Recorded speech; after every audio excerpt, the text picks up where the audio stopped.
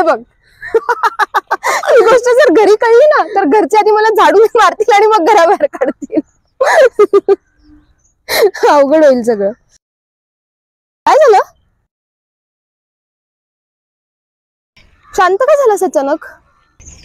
काही नाही का.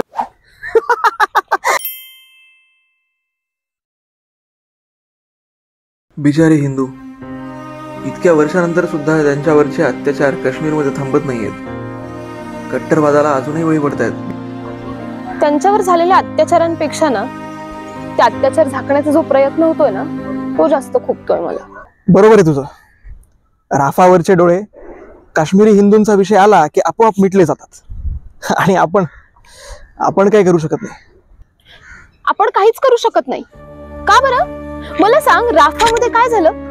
युद्धादरम्यान पॅलेस्टाईन मधल्या लहान मुलांचा आणि सिव्हिलियनचा मृत्यू झाला आणि म्हणून जगभरातील सर्व मुस्लिमांनी त्यांचं दुःख जगासमोर मांडलं आणि या समस्येची संपूर्ण जगाला जाणीव करून दिली.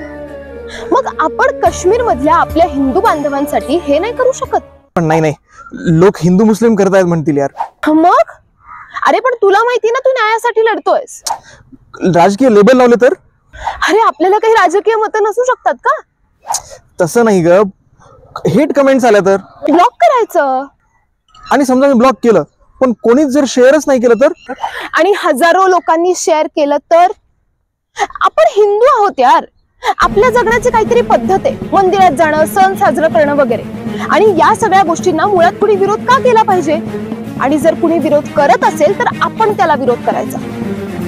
आणि हे बघ, शेअर हो अथवा न हो पण ऍटलीस्ट तुला गिल्ट नाही राहणार की याबाबत तू काहीच करू शकला नाहीयेस. पटतंय का?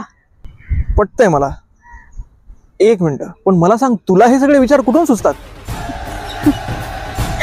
तिथून.